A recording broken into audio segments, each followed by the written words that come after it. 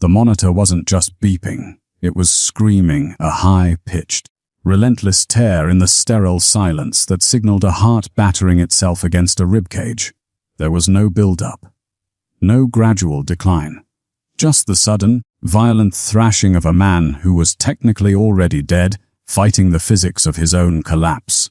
Blood, dark and vinous, didn't pool, it sprayed, misting the pristine white coat of the chief of trauma before hitting the linoleum with a wet, heavy slap. "Hold him down!" "God damn it," I said, "hold him." Dr. Harlan Cray's voice cracked, losing its polished authority in the sheer chaos of the moment.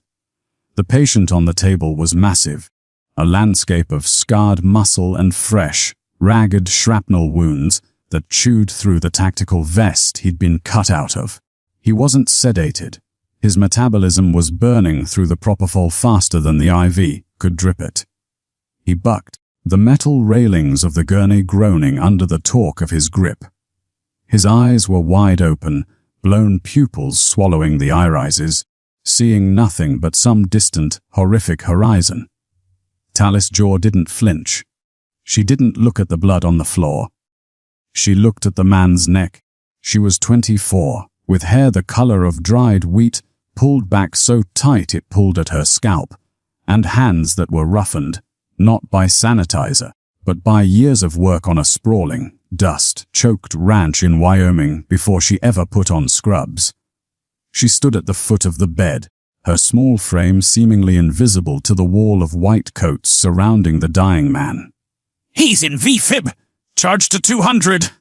Cray yelled, the paddles whining as they built up lethal energy. "Clear!" The body arched a violent, galvanic spasm that lifted the soldier off the table. Then he slammed back down. The monitor didn't change. The jagged line continued its chaotic, downward spiral. "Again!" 300. Talis stepped forward. It was a subtle movement, sliding between two residents who were paralyzed by the sheer volume of blood. She reached out, her fingers brushing the soldier's left trapezius, just above the collarbone. There was dirt there. Ingrained, deeply packed red clay that didn't belong in this state, or even this country. But beneath the dirt and the blood, she felt the rigid, and she saw it, a small, faint tattoo. Not the standard military ink, not an eagle, not a trident, not a flag. It was a single geometric glyph, a stylized hourglass with a cracked bottom. The air left Talis's lungs, the noise of the room, the shouting doctors, the tearing of sterile packaging, the mechanical shriek of the crash cart, faded into a dull, underwater hum. She knew that mark. She hadn't seen it in a textbook. She hadn't learned it in nursing school. She had seen it 3 years ago, sketched on the back of a napkin in a diner by her brother, 2 weeks before his coffin came home sealed shut. Timekeeper. That was the unit. That was the classification, Dr. Talis said. Her voice was low, strangely calm amidst the panic. Cray ignored her. He was sweating now, the desperation of losing a high-value asset making his movements jerky and dangerous. "Push 1 milligram of epi! Get the amiodorone hanging!" Why is his pressure still bottoming out? Dr. Cray. Talis said again, louder this time. You can't use amiodorone. Cray spun around, his eyes wild, looking for the source of the interruption. When he landed on Talis, the youngest nurse on the rotation, the one with the thrift store shoes and the silence that unnerved the senior staff, his face twisted into a sneer of pure incredulity. "Excuse me." Cray snapped, the paddles still humming in his hands. "His heart rate isn't the problem," Talis said, her eyes locked on the soldier's graying face. "It's a reaction. Look at his pupils. Look at the rigidity in his jaw. He's not just crashing from trauma. He's been tagged." "Tagged?" Cray laughed, a harsh, breathless bark. "Nurse Jaw, get the hell out of my way. This man has lost 2 liters of blood and has a collapsed lung. I don't need a diagnosis from someone who empties bedpans for a living. He has a hyper-metabolic agent in his system." Talis pressed, stepping closer. violating the invisible barrier between doctor and subordinate. If you push the amiodarone, you'll crystallize the agent. It will stop his heart permanently. You won't be able to restart it. The room went silent.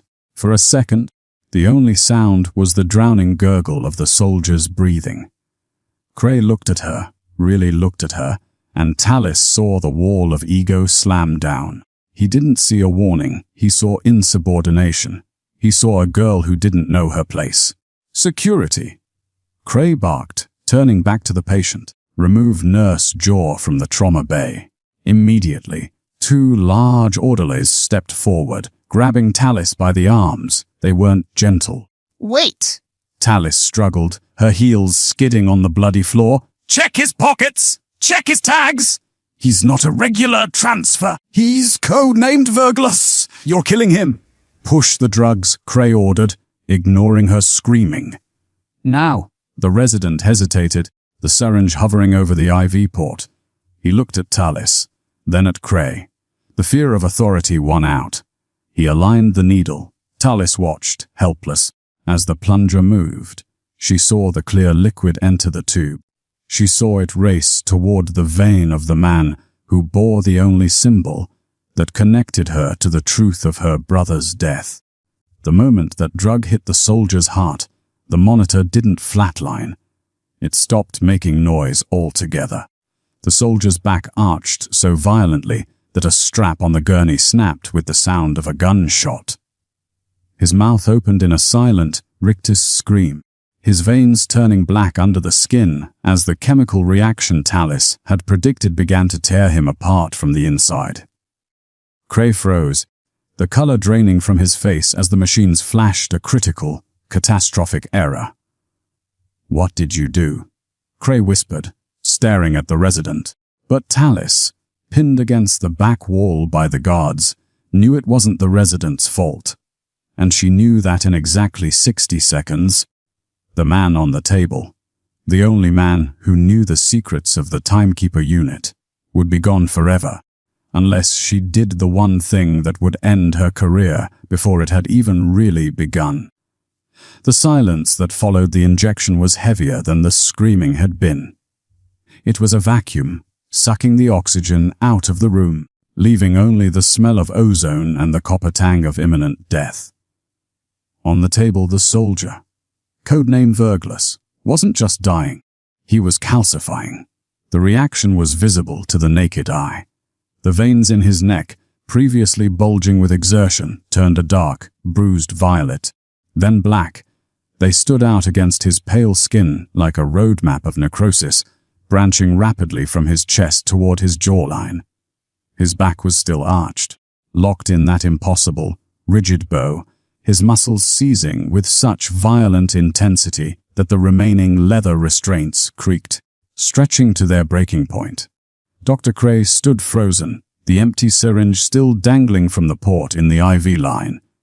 His mouth was open, but the arrogance had evaporated, replaced by the hollow, terrifying realization of a man watching his career end in real time.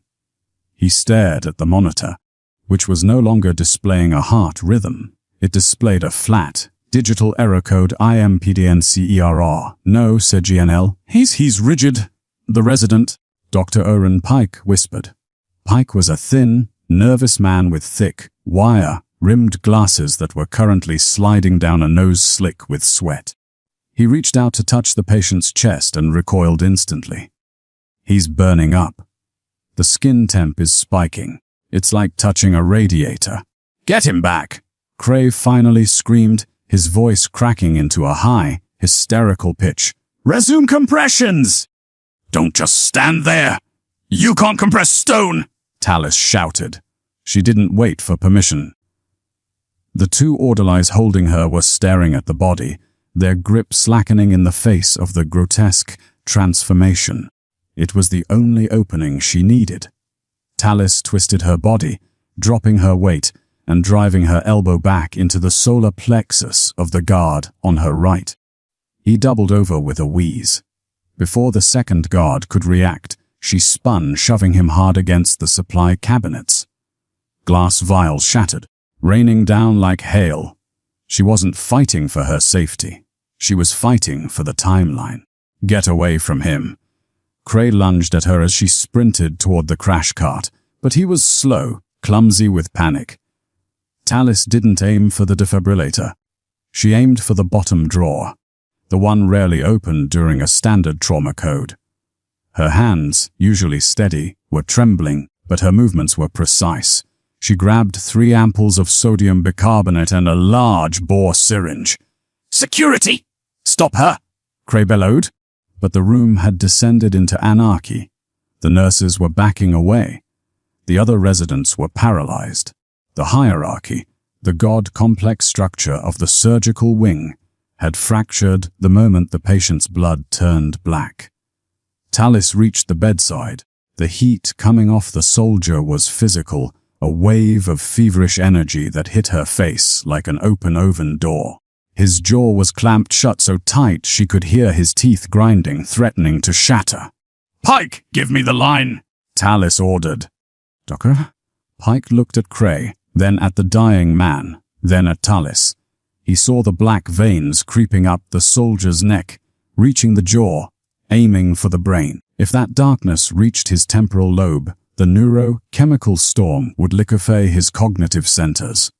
He would be brain dead in 10 seconds. Pike made a choice. He stepped aside. Talis jammed the syringe into the port, bypassing the regulator. She didn't push slowly. She slammed the plunger home, forcing 50 milliliters of alkaline buffer directly into the bloodstream. Give me the second one! Now! She screamed, discarding the empty syringe. Pike fumbled, handing her the second load. She pushed it, then the third. You are killing him. Cray grabbed Talis by the scrub top, yanking her back. You are unauthorized! You are finished. Look at the monitor! Talis shouted, shoving Cray's hand away with a strength she didn't know she possessed. Cray turned. The error code was gone. The flatline was gone. A rhythm, chaotic, jagged, but undeniably there, spiked on the screen. Beep, pause, beep, beep, pause, beep. The black web on the soldier's neck stopped advancing. It didn't recede, but it held its ground, halting just below the earlobe. The rigid arch of his back collapsed, his body hitting the mattress with a heavy, wet thud.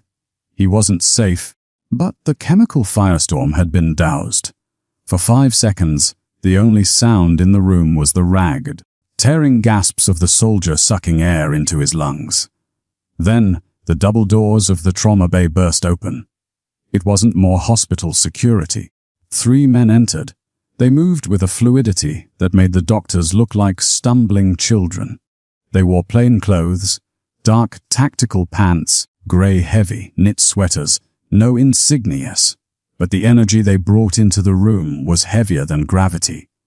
The man in the lead was terrifying. He was older, perhaps 50, with iron, gray hair cropped close to the skull, and a face that looked like it had been carved from granite and left out in a storm.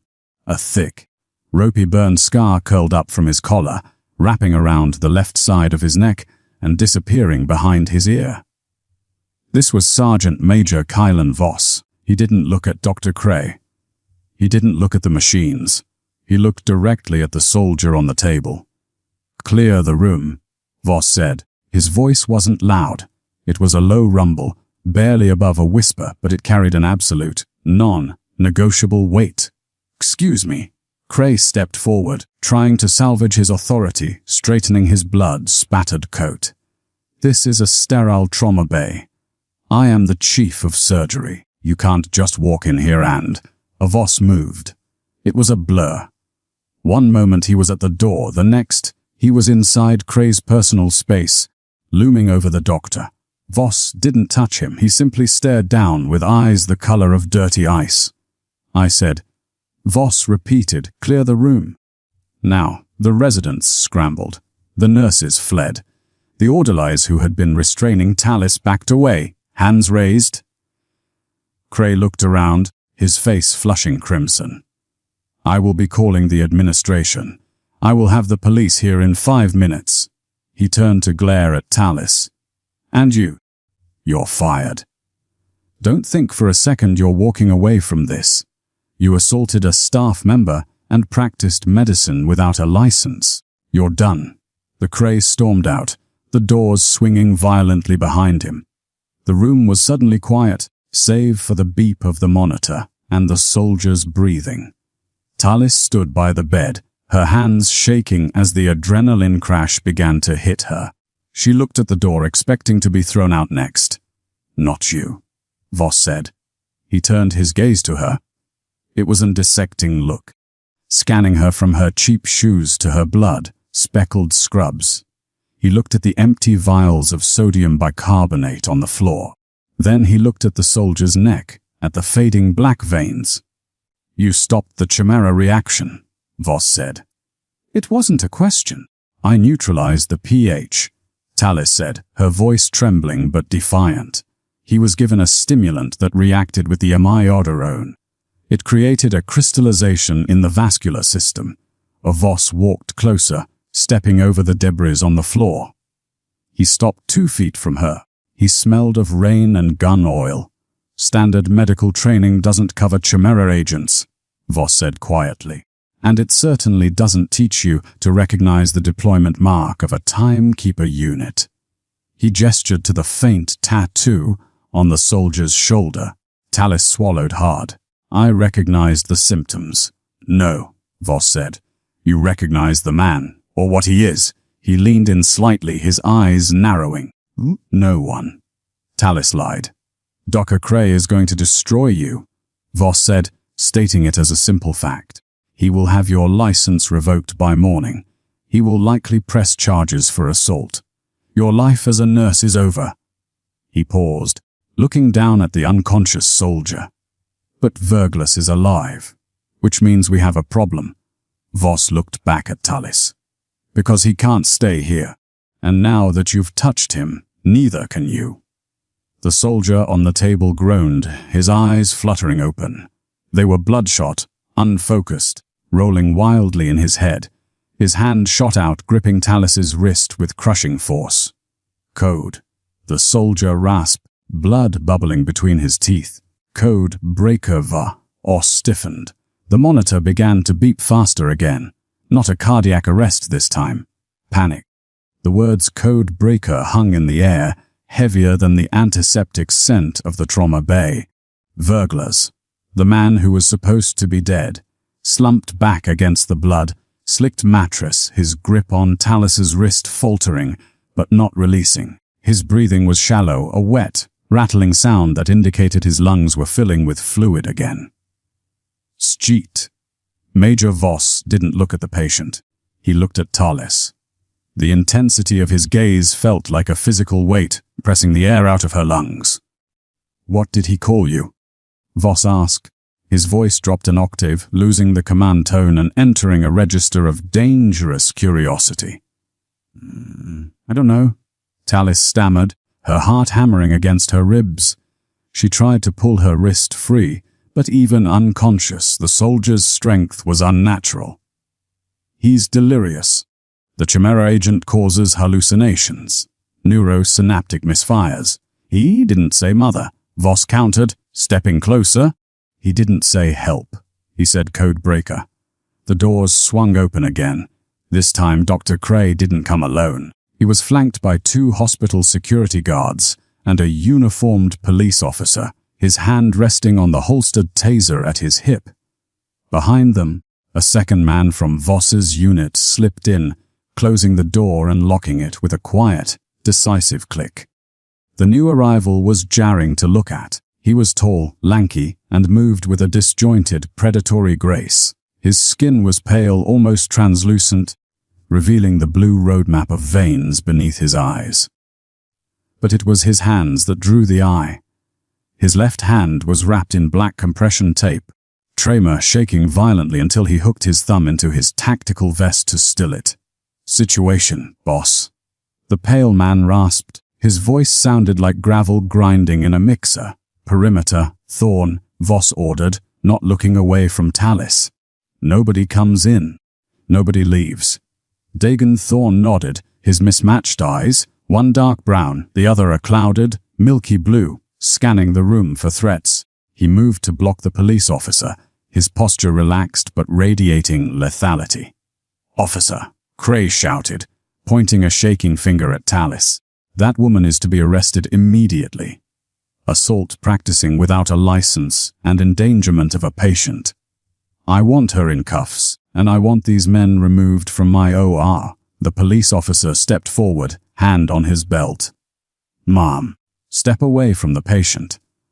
Tallis looked at the officer, then at Cray. She saw the triumph in Cray's eyes. This wasn't about patient care anymore. It was about erasure. He needed her gone to cover his mistake with the amiodarone.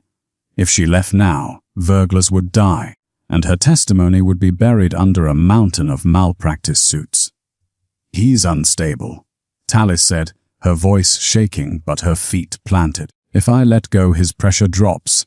I'm manually compressing the radial artery. He's bleeding out internally." "That is a lie!" Cray spat. "She is obstructing care! Officer, remove her!" "Why are extracting the asset?" Voss announced. It wasn't a request. Thorne, prep the transport litter. "We leave in 2 minutes. You can't take him," Tallis said. The room froze. Voss turned his head slowly. "Excuse me. You can't move him," Tallis repeated, louder this time. She looked Voss dead in the eye, ignoring the police officer approaching her left flank. The Chimera agent creates a thermal runaway effect in the bone marrow. His core temperature is 104 degrees. If you put him in a transport vehicle, if you subject him to vibration or movement before his temperature stabilizes, the marrow will liquefy. He will stroke out before you get to the elevator. Voss stared at her. "We have medics. We have a sterile facility. Do your medics know the half-life of the agent?" Tallis challenged. "Do they know that the antidote creates a secondary acid buildup if the kidneys aren't flushed every 3 minutes? Because Dr. Cray certainly doesn't." Cray bristled. "I am the chief of... You almost killed him!" Tallis screamed, the frustration finally breaking through her professional veneer. "You pushed a stimulant into a hyper-metabolic system. You don't get to speak anymore." The police officer grabbed Tallis's shoulder. "Ma'am, that's enough. Hands behind your back. Let her go," Voss said. The officer paused. "So this is a crime scene. You have no jurisdiction here," I said. Voss unholstered his sidearm, not pointing it, but letting it hang visible and heavy at his side. "Let her go." Thorne stepped forward, interposing himself between the cop and Tallis. The pale man smiled, a ghastly expression that didn't reach his dead, milky eye. "Officer, I highly suggest you reconsider the physics of this situation." The tension in the room was a wire pulled to the breaking point. The monitor began to shriek again.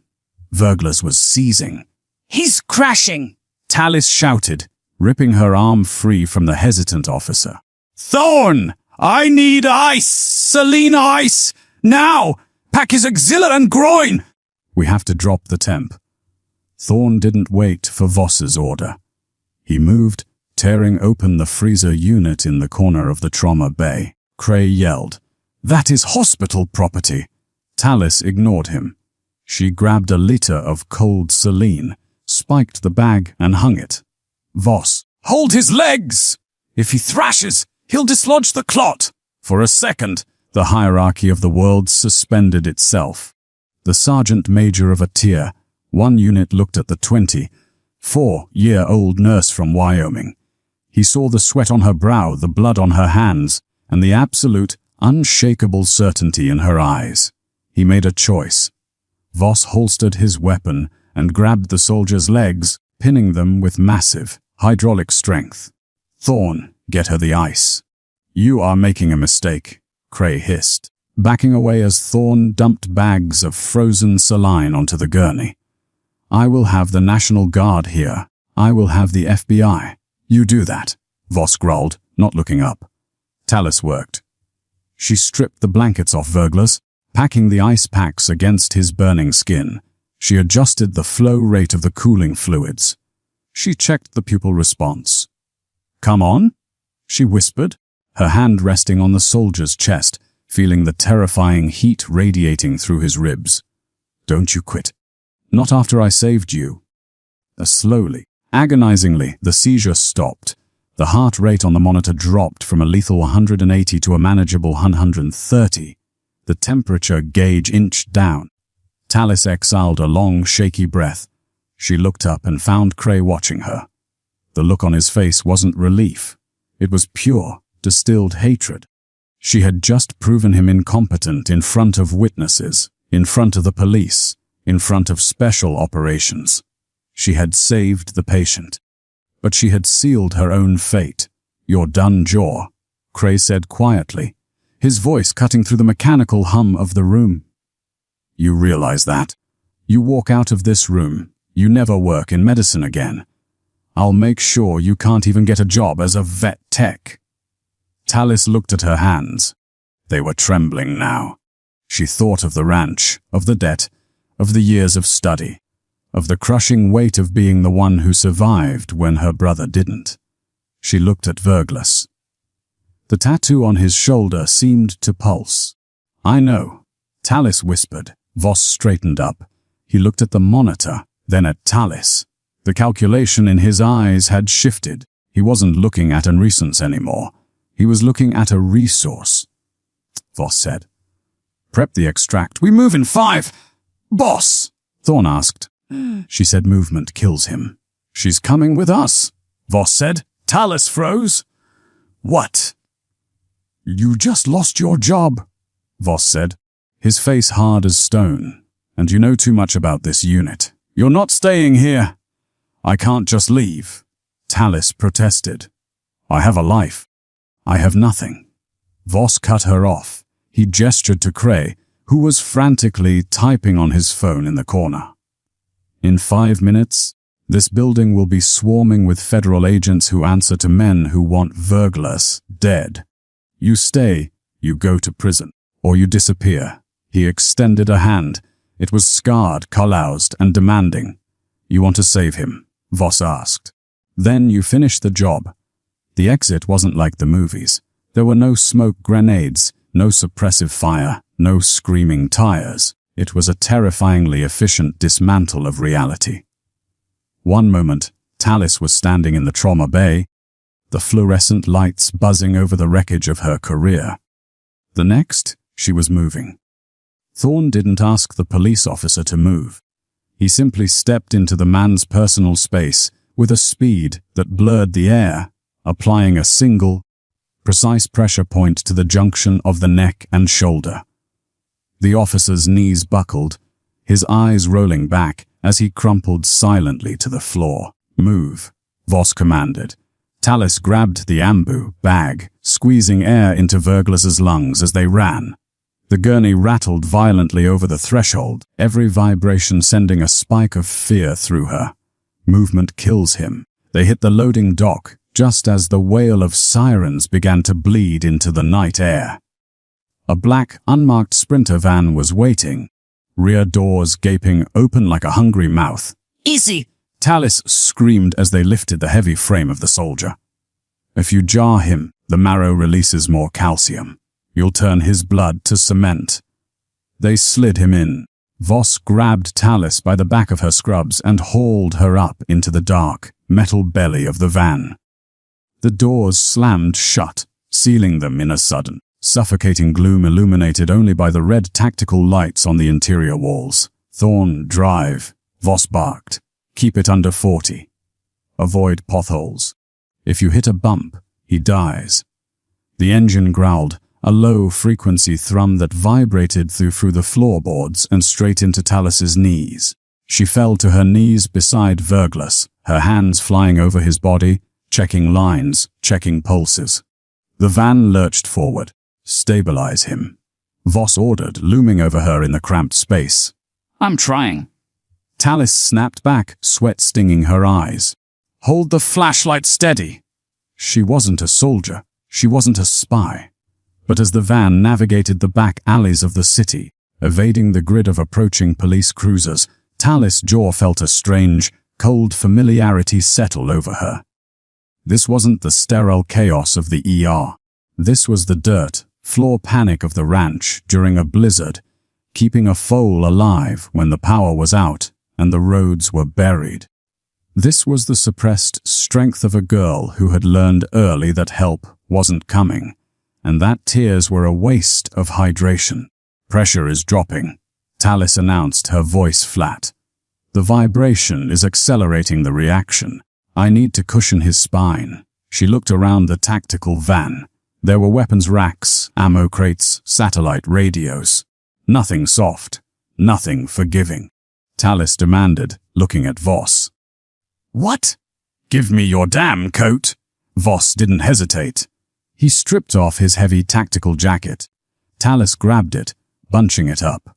She needed to lift Verglas's hips to relieve the pressure on the femoral arteries, to create a suspension system out of fabric and muscle. "Lift him on 3, she ordered. Voss, a man who commanded Tier 1 operators, obeyed the nurse without a word. They lifted. She shoved the coat underneath. The soldier groaned. A low, guttural sound of agony that didn't sound entirely human. "Easy, easy," Tallis whispered, leaning close to his ear, her hand smoothing the sweat-soaked hair back from his forehead. "I've got you." "Stay with the sound of my voice." The soldier's eyes cracked open again. In the red light, he looked like a ghost caught between worlds. He looked at Tallis, and for a second the haze cleared. "Ah," he wheezed. The name hit Tallis like a physical blow. She recoiled, her back hitting the metal wall of the van. "Stop the van," Tallis whispered. "We can't stop," Thorne called from the front, his voice calm despite swerving to avoid a pothole. "We have local PD sweeping the grid." "Her knows my brother," Tallis said, her voice trembling. She looked at Voss. "I just said my brother's name." Voss went still. The shadows in the van seemed to deepen. "Aris Jor." Tallis nodded, tears finally spilling over hot and fast. "Aris Jor, 1st Battalion, killed in action 3 years ago in the Kandahar Valley." That's what the official letter said. "Closed casket, training accident." Voss looked at the dying man, then back at Tallis. The contempt, it all vanished, replaced by a heavy, mournful recognition. "It wasn't a training accident," Voss said quietly. "I know," Tallis whispered, "because Aris sent me a letter. 2 days before he died. He drew the hourglass. He told me that if I ever saw it again, I should run the other way." As she looked down at her hands, stained with the blood of the man on the stretcher. "I didn't run," she said. Suddenly, Verglas arched his back, a fresh seizure gripping him. The monitor, a portable unit Voss had thrown in, screamed a warning. "He's bradycardic!" Tallis shouted, the past instantly forgotten in the urgency of the present. "Heart rate is 30! He's coding again! We're 5 minutes out!" Thorne yelled from the front. "He doesn't have 5 minutes!" Tallis ripped open the soldier's shirt, buttons flying. "The acid buildup is stopping the electrical nodes. I need to bypass the heart's pacemaker." "How?" Voss demanded. "Percussive pacing," Tallis said. She made a fist. "I have to hit him. Hard. I have to force the heart to beat manually. Do it." Tallis rose up on her knees.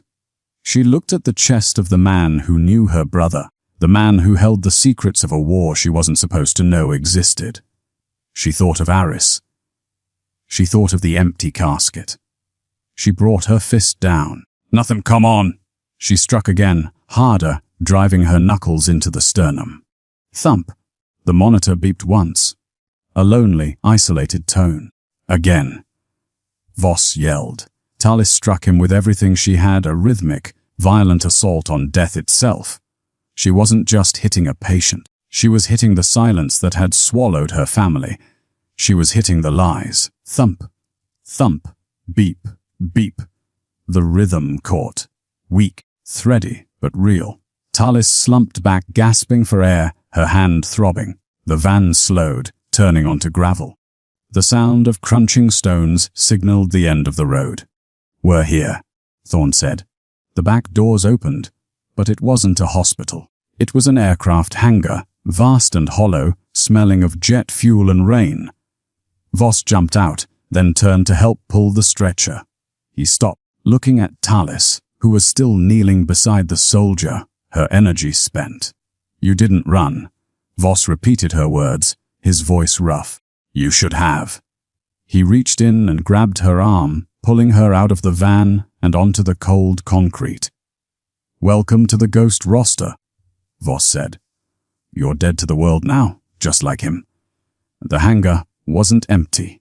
It was occupied by a single, modular medical container, a sterile white box sitting in the center of the vast oil-stained concrete floor like a dropped tooth. Inside, the air was filtered and freezing. The lighting was surgical grade, harsh and unforgiving, illuminating every pore on the soldier's graying face. They had transferred Verglus to the operating table. He was stripped to the waist, revealing a torso that was a tapestry of violence, old bullet wounds, knife scars, and the fresh, angry incision where they had removed the tactical vest. But the terrifying thing was the skin itself. It was hardening.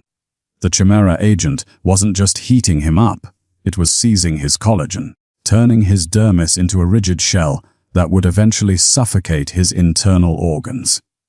Talis stood over him, her hands hovering, trembling slightly from the adrenaline crash. "The ice isn't holding," she said, her voice hollow, his core temp is climbing back up, 105, 106. Once he hits 108, the proteins in his brain denature. He's gone. Voss stood on the other side of the table, his face a mask of grim acceptance.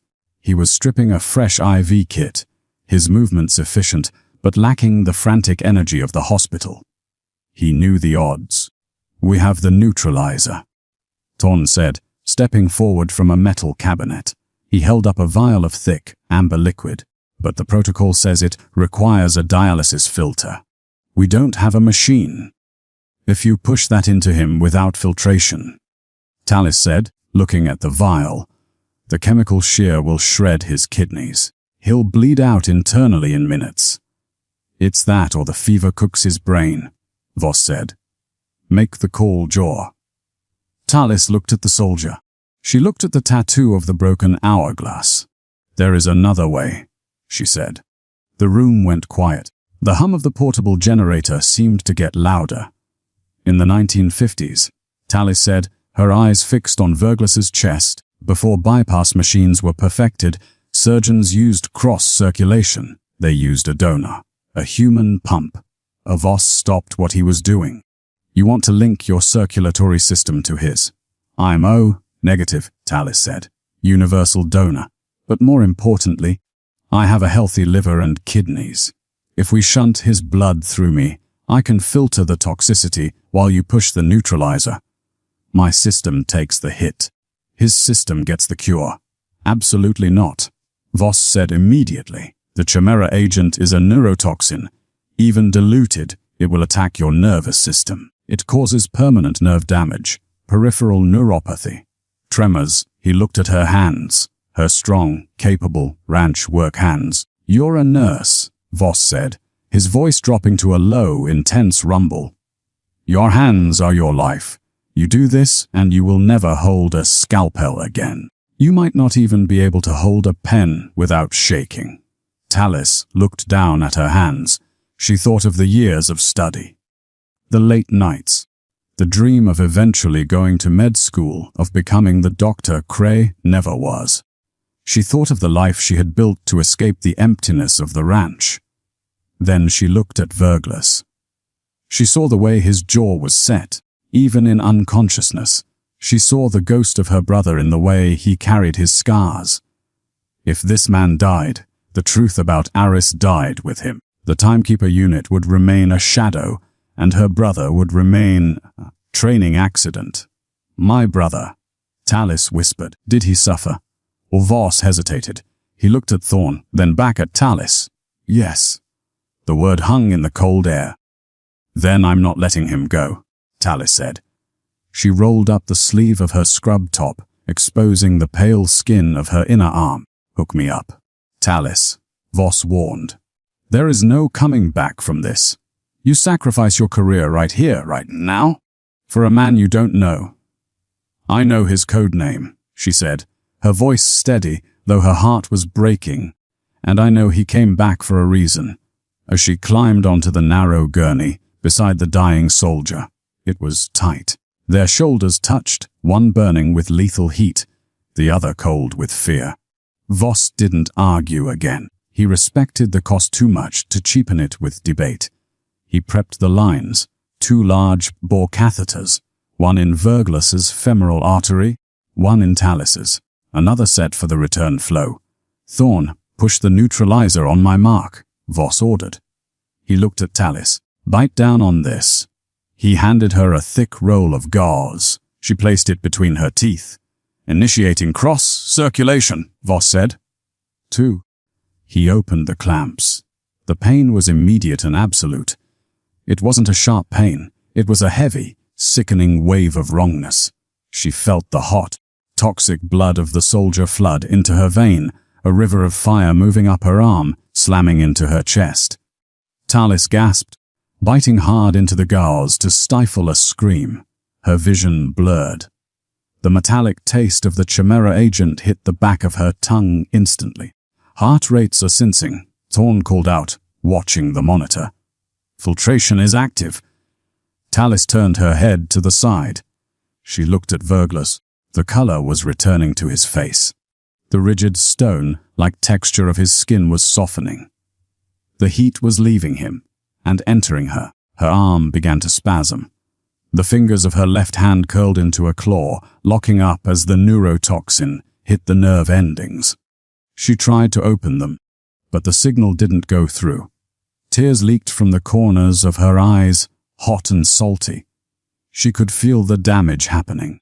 She could feel the fine motor control, the steadiness she had prided herself on, being burned away, synapse by synapse. It's gone, she thought.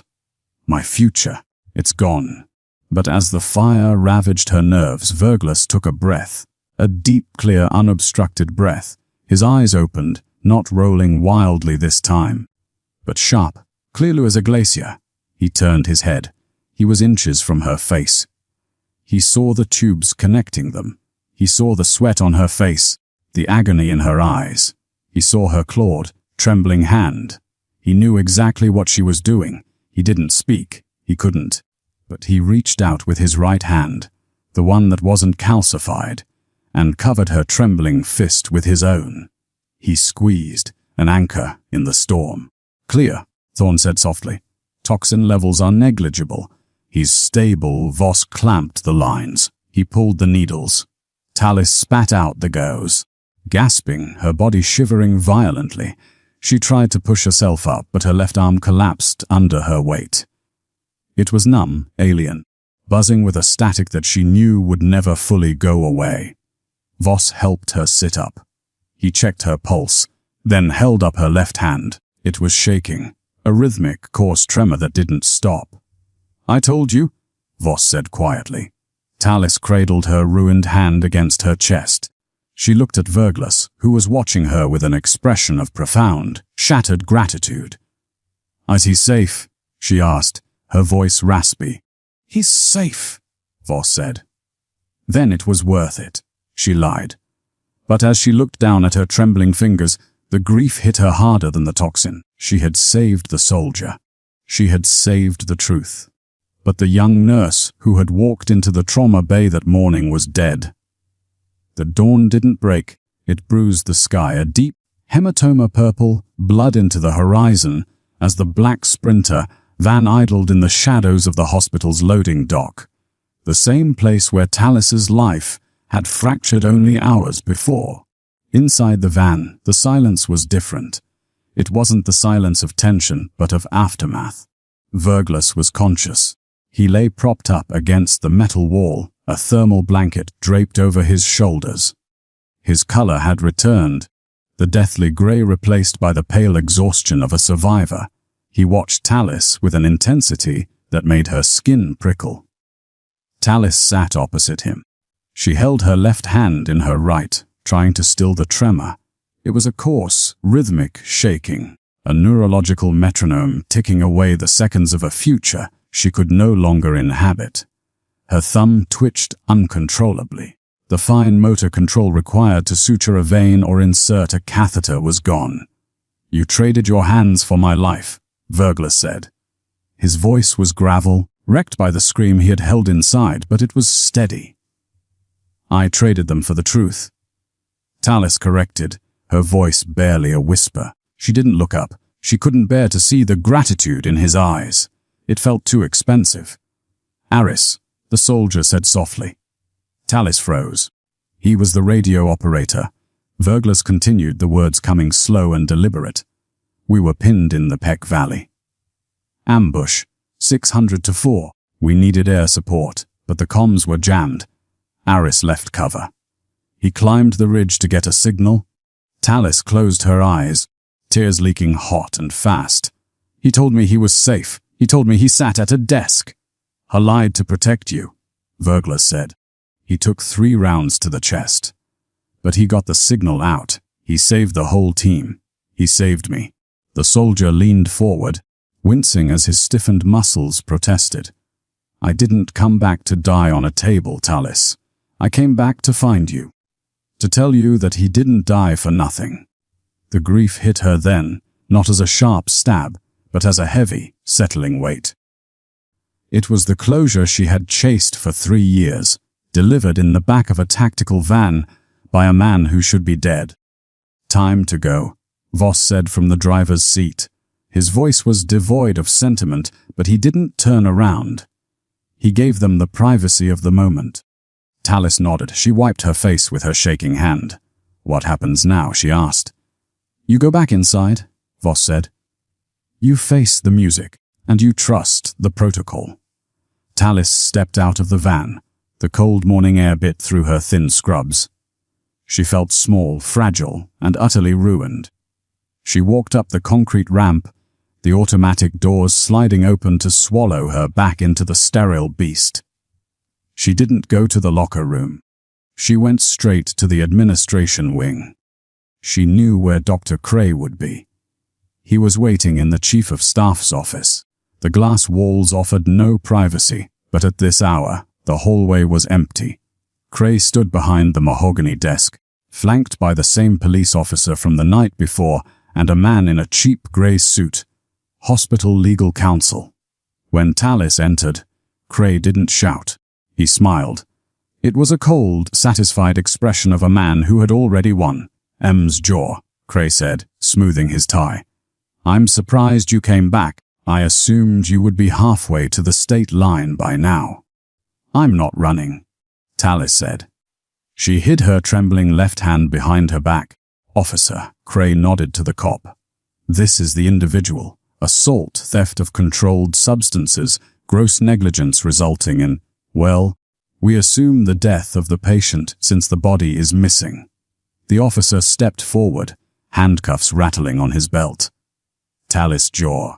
"You are under arrest for." "Set down," a voice boomed from the doorway. It wasn't a shout. It was a command that carried the weight of tectonic plates shifting. Cray's head snapped up. The officer froze. Standing in the doorway was a man Tallis had never seen. He was short, thick-necked, wearing a nondescript wool coat over a dark suit. He looked like a weary accountant, except for the security badge clipped to his lapel. A badge that bore no photo, only a silver eagle and a clearance level that didn't exist in civilian databases. Behind him stood 2 uniformed MPs, their presence filling the corridor with silent menace. "Who are you?" Cray demanded, his voice pitching up. "This is a private meeting. You can't." The man in the wool coat walked into the room, ignoring Cray entirely. He walked straight to the police officer. He held out a single sheet of paper. "Federal jurisdiction," the man said. "National Security Act, Section 404. The event in Trauma Bay 1 did not happen. The patient did not exist. There was no assault."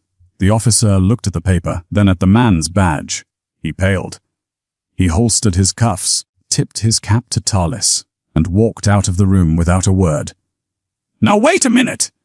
Cray slammed his hand on the desk. "You can't just wipe this away! She assaulted me! She hijacked my oar! She is fired! I will see to it that she never practices medicine in this country again. The man finally looked at Cray. His eyes were bored. Dr. Cray, the man said, you administered a contra-indicated pharmacological agent to a classified asset. You nearly caused a catastrophic biological event on U.S. soil. The only reason you aren't in a black site right now is because she saved him. He gestured to Talis. Cray opened his mouth, but no sound came out. The blood drained from his face. Ms. Jaw is not fired. The man continued. She is resigning, effective immediately, with a full commendation for her service and a severance package that reflects the unique nature of her departure. He placed a file on the desk. Sign it, the man ordered, or we release the toxicology report from the patient's initial intake, the one that proves your negligence. Cray looked at the file. He looked at Talis. The arrogance evaporated, leaving behind a small, frightened bureaucrat. He sat down heavily. He picked up a pen. The man turned to Talis. The boredom left his face, replaced by a solemn, quiet respect. The country thanks you, Ms. Jaw, he said. The unit thanks you. He didn't offer a handshake. He knew about her hand. Instead, he gave her a salute in everything but motion. Then he turned and left, the MPs following in his wake. The room was silent. The clock on the wall ticked loud and abrasive.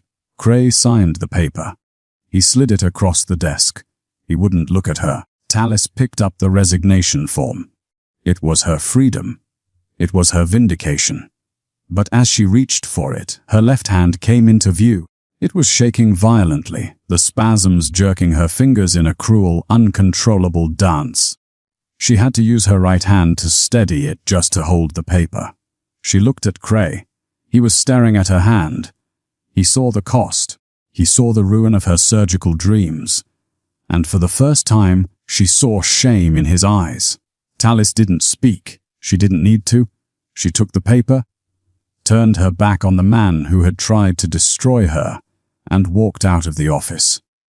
She walked through the busy morning lobby, past the new nurses starting their shifts, past the doctors rushing to rounds.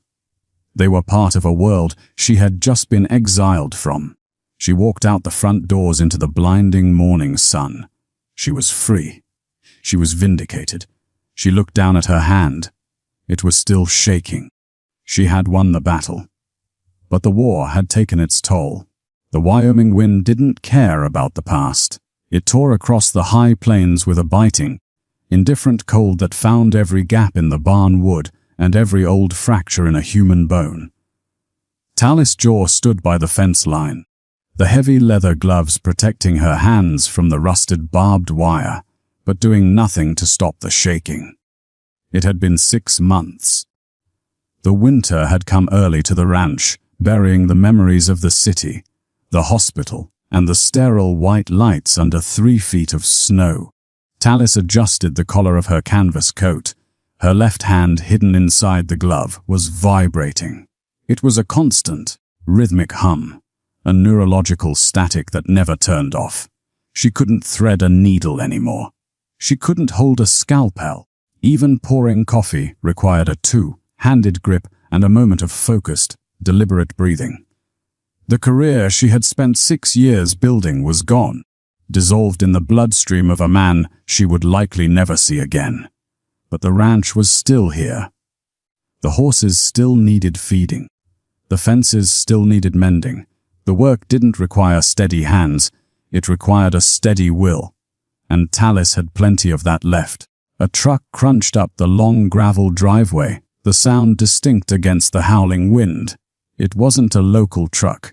It was a dark, heavy-duty pickup, clean and unmarked, with tinted windows that reflected the gray sky. Talis didn't move. She watched as it came to a halt near the gate. The engine cut. The door opened. Sergeant Major Kylan Voss stepped out. He wasn't wearing the tactical gear or the blood-spattered clothes of the trauma bay. He wore jeans and a thick shearling jacket, looking less like a ghost and more like the tired, hardened men who populated this part of the country. But the scar on his neck still marked him as something other. He walked to the fence, his boots crunching in the snow. He didn't say hello. He simply leaned against the post, looking out at the horizon where the mountains met the clouds. "You're hard to find," Voss said. His voice was low, carrying that same granite weight. "I'm exactly where I'm supposed to be," Tallis replied. She didn't take off her gloves. She didn't want him to see the tremor. Voss reached into his jacket pocket. He pulled out a small, folded newspaper clipping and held it out. Tallis hesitated, then took it. Her hand shook visibly as she grasped the paper fluttering like a leaf in a gale. Voss watched, but his eyes held no pity. Only recognition. It was a short article from the city paper. Hospital chief of surgery resigns amidst administrative restructuring. No scandal. No mention of nearly killed soldiers or illegal procedures. Just a quiet, grey exit for Dr. Harlan Cray. "He's teaching anatomy at a community college in Ohio," Voss said. "He'll never touch a patient again." Tallis looked at the clipping, then let the wind take it. It tumbled across the snow, disappearing into the white. "Is that why you came?" she asked. "To tell me the score is even?" "No," Voss said. "The score is never even." He reached into his pocket again. This time he pulled out something heavier, a small velvet box. He placed it on the fence post between them. "Aris didn't die in a training accident," Voss said quietly. "He died holding a frequency open so a medevac could land. He saved 12 men that day." Including Verglus, Tallis stared at the box. "This is his silver star," Voss said. "It's been sitting in a classified file for 3 years because we couldn't acknowledge the operation. It belongs to you." Tallis reached out. The medal sat inside, stark and beautiful against the velvet. "And Verglus?" she asked, her voice tight. "Back in the dark," Voss said. "He's fully operational. He wanted you to have this." He slid a second object onto the post. It wasn't a medal, it was a patch. A small insignia featuring a stylized hourglass. "He also wanted you to know that the unit has a vacancy," Voss said, turning to look at her fully. "We don't need surgeons. We have plenty of those. We need trainers, people who can teach medics how to think when the world is burning, people who don't freeze." He nodded at her shaking hand. "The tremor doesn't matter in a classroom, Tallis. Your mind is still sharp. The offer is open." Tallis looked at the patch. She thought of the adrenaline, the purpose, the feeling of being part of the machine that kept the monsters at bay. It was a way back. A way to matter again in the way she used to define it. Then she looked at the vast, open sky of the ranch. She felt the cold air in her lungs. She thought of the silence she had finally found. She picked up the medal. She left the patch on the post. "My brother gave his life to that hourglass," Tallis said softly. "I gave my hands to it. I think the debt is paid." Voss looked at her for a long moment. Then slowly he nodded, a gesture of immense respect. "Fair enough," he said. He pushed off the fence. "If you ever change your mind, you know the code name." He walked back to the truck. He didn't look back. The engine fired, and the vehicle rolled away, leaving only tire tracks in the snow. Tallis stood alone in the cold. She took off her glove. She held her left hand up to the dying light. It was shaking, the fingers dancing to their own broken rhythm. For months, she had looked at this hand with hatred. She had seen it as a ruin, a failure, a stolen future. But now, she saw it differently. The tremor wasn't a weakness, it was a receipt. It was the physical proof that when the moment came, when the life of a stranger hung in the balance, and the experts were paralyzed by fear, she had acted. She had traded her comfort for his breath. She closed her hand into a fist. The shaking didn't stop, but it didn't matter. She put the medal in her pocket. She picked up a bucket of feed with her good hand. The sun dipped below the mountains, casting long, purple shadows across the snow. The world was quiet. The heroes were silent. And Tallis Jaw went back to work. We live in a world that is obsessed with being seen. We are told that if our achievements aren't broadcast, they don't count. But the truest form of courage is the kind that happens in an empty room, with no applause, where the only reward is the quiet knowledge that you did the right thing when it cost you everything. Thank you for listening to this story. If this narrative resonated with you, I invite you to subscribe and share this with someone who knows the weight of carrying a burden in silence.